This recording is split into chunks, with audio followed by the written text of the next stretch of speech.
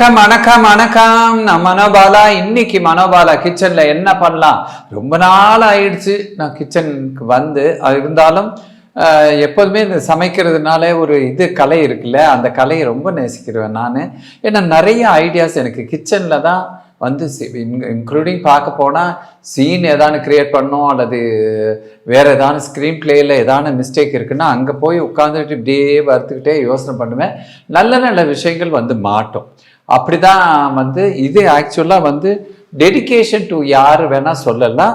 வெங்காய புலுசு. வெங்காய புலுசுன்னா வந்து வெறும் கத்திரிக்காய் குழம்பு தான், அதுக்கு இப்படி என்ன அப்படிங்கலாம் நினைக்க வேணாம். ஆந்திராவில் இது ரொம்ப ஸ்பெஷல். எப்படின்னா நல்லா நாக்கு செத்து போகிற மாதிரி இருந்ததுன்னு வைங்க, ரொம்ப காரம் சாரமாக ஏதான ஒரு குழம்பு வச்சு சாப்பிட்ணோன்னா இதை தான் எடுப்பாங்க. ரொம்ப சிம்பிள் டு மேக்கு. ஆனால் நிறைய கார வகைகள் இதில் ஆட் பண்ணுவாங்க. அப்படியே நீங்கள் வந்து நான் புல்காய் இருந்தால் கூட இது தொட்டுட்டு சாப்பிட்லாம். நல்லா ஒயிட் ரைஸில் நெய்யை ஊற்றி அவங்க சாப்பிடுவாங்க. இதுதான் அவங்களுடைய ஃபேவரட் டிஷ்ஷு. இதுக்கு தேவையான பொருட்கள் என்னென்னு பார்க்கலாம்.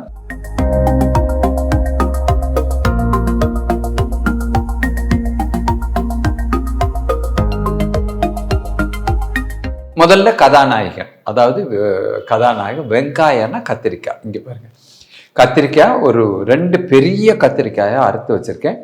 அதில் வந்து ஒரு எலுமிச்சம்பழம் சைஸு புளியை கொஞ்சம் கெட்டிமாக வச்சுருக்கேன்.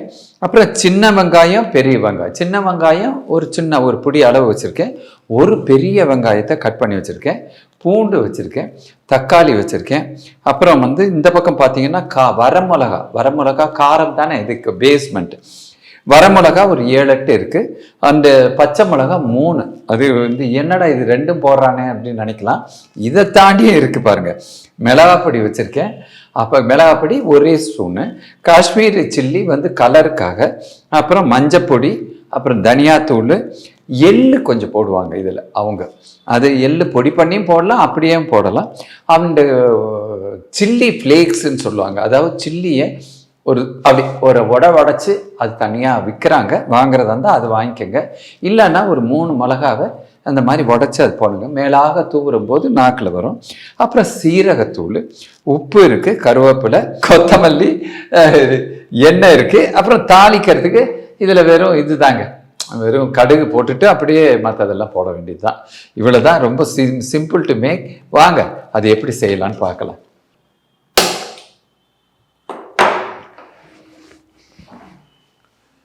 அடுப்பை வச்சு இதில் வச்சுட்டு கொஞ்சம் தாராளமாக இதில் எண்ணெய் இருக்கணுங்க. அதாவது ஒரு 3 டேபிள் ஸ்பூன் எண்ணெய் நிறையா இருக்க இதோட டேஸ்ட் ரொம்ப நல்லாயிருக்கும். அதனால் எண்ணெய் 3 டீஸ்பூன் போட்டுக்கோங்க. கொஞ்சோண்டு கடுகு. எப்போதுமே எண்ணெய் கொஞ்சம் ஜாஸ்தி இருந்தால் கடுகு உள்ளுக்குள்ளேயே வெடித்து உள்ளுக்குள்ளேயே இருக்கும். அதனால் நீங்கள் அதை டெஸ்டிங் படுத்துங்க. சவுண்டு வெளியே வராது. அதுவும் நல்லெண்ணெய் திக்னஸ் ஜாஸ்தி. இப்போ வந்து வெந்தயம் கொஞ்சம் போடுறேன். ஆக்சுவலாக இதில் அவங்க வந்து வெந்தய கூடையும் சேர்ப்பாங்க.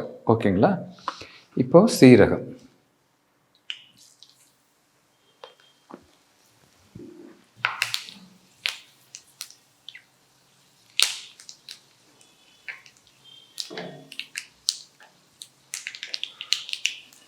இப்போ இந்த வரமிளகா,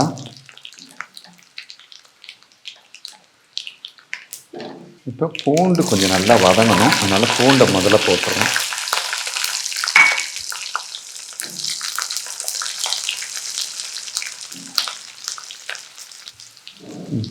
பூண்டு நல்லா ரெட் ஆகிடுச்சு. இப்போ வெங்காயம், பெரிய வெங்காயம் முதல்ல அதை போட்டுருங்க. எப்போதுமே வெங்காயம் லேசாக வதங்கினோன்னா கொஞ்சோண்டு உப்பு போட்டிங்கன்னா கடன்னு அப்படியே கிளாஸியாக ஆயிரும். இப்போ இந்த சின்ன வெங்காயமும் சேர்த்துருங்க.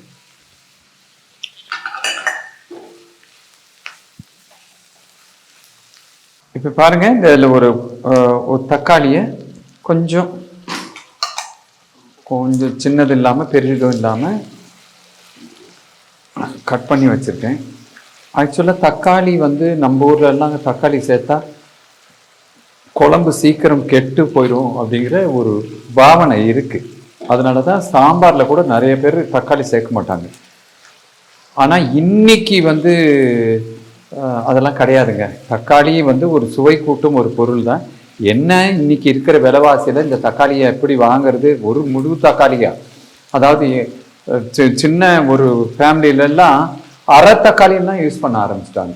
ஏதோ இருக்கணுங்கிறதுக்காக அதை பண்ணுறாங்க. அந்த கேடுகட்ட முருங்காய்க்கு வந்த வாழ்க்கை பாருங்க. பாக்கியராஜ் படம் எடுத்த போது கூட அந்த முருங்காய்க்கு இவ்வளோ வாழ்க்கை வந்ததில்லை. ஆனால் இப்போ அது வந்து அவ்வளோ கிராக்கி பண்ணிட்டு அலையுது. கேட்டால் போக்குவரத்து மற்ற செலவு இதெல்லாம் ரொம்ப ஜாஸ்தி ஆயிடுச்சு. ஏதோ கதை சொல்கிறாங்க. இப்போ எதை நம்புறது, எதை இது பண்ணுறது அப்படிங்கிறது புரியல. அதனால தான் அந்த காலத்துலலாம் என்ன பண்ணாங்க, நம்மளுக்கு கருவேப்பிலை வேணுமா கொள்ளையில் ஒரு கருவேப்பிலை மரம், முருங்கைக்காய் வேணுமா முருங்கை மரம், எல்லாம் முருங்கை பூவெல்லாம் முருங்கை இலையை போட்டு கீரை வடை போடு, முருங்கை கீரை சமைச்சு சாப்பிடுவாங்க, கடையில் பண்ணுவாங்க, பருப்பு பண்ணுவாங்க, எவ்வளோ இருக்கும். அதெல்லாம் எதுக்குன்னா அப்படியே பறித்து அப்படியே சமைச்சிட்டு அப்படியே தூக்கி போடுறது. கடைக்கு போக வேண்டிய அவசியம் இல்லை. அந்த மருத்துவ குணம் கொண்டது வேற. அதனால் ரொம்ப இது. இப்போ வந்து இதில் இந்த பச்சை மிளகாவும் போட்டுருங்க.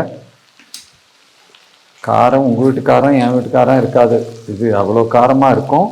தயவு செய்து இந்த மாதிரி குழம்புலாம் சாப்பிடும்போது நெய்யோ நல்லெண்ணெய்யோ போட்டு சாப்பிடுங்க, இல்லைன்னா வயிறு ஸ்பாயில் ஆயிரும். பார்த்துக்குங்க.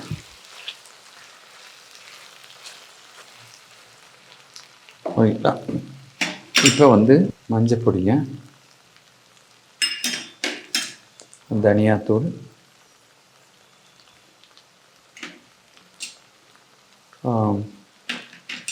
Chilli powder. ஏற்கனவே ரொம்ப காரத்துக்கு வேண ஐட்டங்கள்லாம் இருக்குது, அதனால் பார்த்து போட்டுங்க. எடுத்து வச்சுட்டோமேங்கிறது. இது வந்து காஷ்மீர் சில்லி கலருக்காக. ஓகேங்களா?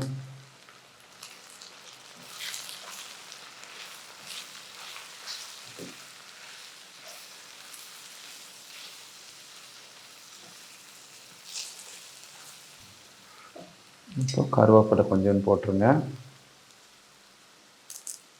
கருவேப்பிலை இந்த மாதிரி பிச்சு போட்டால் தான் உள்ளுக்குள்ளே இருக்கிற அந்த மனம் வந்து இறங்கும். அதனால் கருவேப்பிலை அப்படியே போட்டுறாதீங்க எப்போதுமே. ஓகேங்களா? இப்போ நம்மளுடைய கத்திரிக்காய்,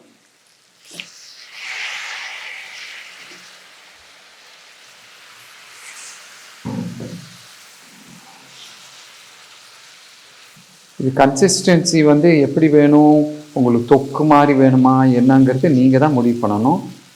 இல்லை குழம்பு மாதிரி கிரேவி மாதிரி வேணுமா, எல்லாமே நீங்களே டிசைட் பண்ணிக்கலாம். நம்மளுக்கு எப்படி வேணுமோ அப்படி பண்ணிக்கலாம். இப்போ இந்த புளி தண்ணியை ஊற்றிடுங்க.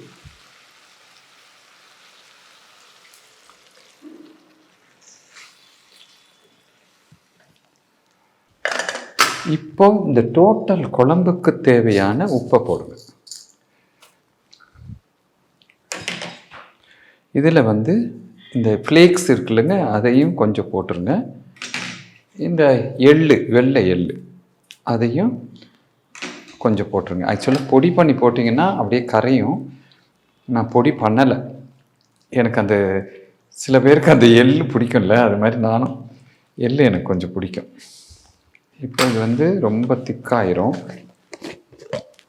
அதனால் நம்ம கொஞ்சம் தண்ணியை விட்டுட்டு வேகிற வரைக்கும் மூடி வைக்கலாம்.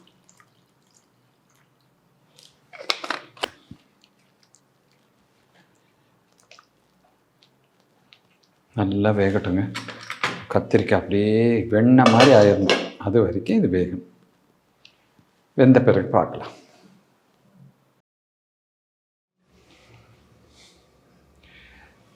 இப்போ கிட்டத்தட்ட ஒரு 10 மினிட்ஸ் ஆயிடுச்சுங்க. நம்ம எப்படி இருக்குன்னு பார்க்கலாம். பாருங்க, கத்திரிக்காயெல்லாம் நல்லா வெந்திருக்கு. மணக்குது இங்கே, அவ்வளோ மணக்குது. கண்டிப்பாக இது வந்து சாப்பாடு போட்டு சாப்பிடும்போது ரொம்ப சுவையாக இருக்கும்னு நினைக்கிறேன். நானும் இன்னும் ஒரு ஏற்றலான்னு இருக்கேன் இன்னைக்கு. அவ்வளோதாங்க. இப்போ இது என்னென்னா, கடைசியில் சுவை கூட்டுறதுக்கு நம்ம எப்படி காரக்குழம்பெல்லாம் இறக்கணுன்னா பச்சை நல்லெண்ணெய் ஊற்றுறோமோ அது மாதிரி பச்சை நல்லெண்ணெய் கொஞ்சம் ஊற்றிடுவோம்.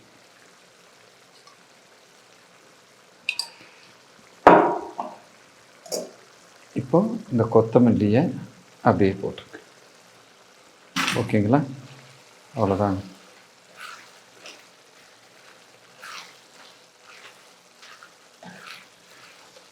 ஸ்டவ் ஆஃப் பண்ணிடலாம். அவ்வளோதாங்க, முடிஞ்சிருச்சு. சுவையான வெங்காய புலுசு. அது வந்து ஆந்திராவுக்கு சொந்தமான ஒரு உணவு. ரொம்ப பெரிய விஷயம்லாம் கிடையாது, ஆனால் பெரிய விஷயமா இருக்கு. ரொம்ப சின்ன நேரத்தில் பண்ணிடலாம். இதில் பல பொருள் நீங்கள் போடணும்னு அவசியம் கிடையாது. இப்போ எள்ளெல்லாம் சுவைக்காகலாம் நான் போட்டிருக்கேன். அப்புறம் அந்த ஃப்ளேக்ஸ் இருக்கு இல்லையா, அந்த சில்லி ஃப்ளேக்ஸு, அதெல்லாம் எக்ஸ்ட்ரா ஒரு கிளாமருக்காக சேர்க்குறது, வேறு ஒன்றும் தேவையில்லை. நல்லா ஒயிட் ரைஸு நல்லா வச்சுட்டு இது வச்சுக்கிட்டு இப்படி பெரட்டி சாப்பிட்டுட்டே இருந்தால் வேறு எதுவுமே சைடு தேவையில்லைங்க. ஒரு அப்பளம் இருந்தால் ஓகே, இல்லைன்னா ஒன்றும் இல்லாட்டா கூட இதில் இருக்கிற சுவையே ரொம்ப நல்லாயிருக்கும். ட்ரை பண்ணி பாருங்கள். மீண்டும் ஒரு அருமையான டிஷ்ஷோடு உங்களை சந்திக்கிறேன். டில் தென் விடைபெறுவது மனோபாலா. தேங்க்யூ.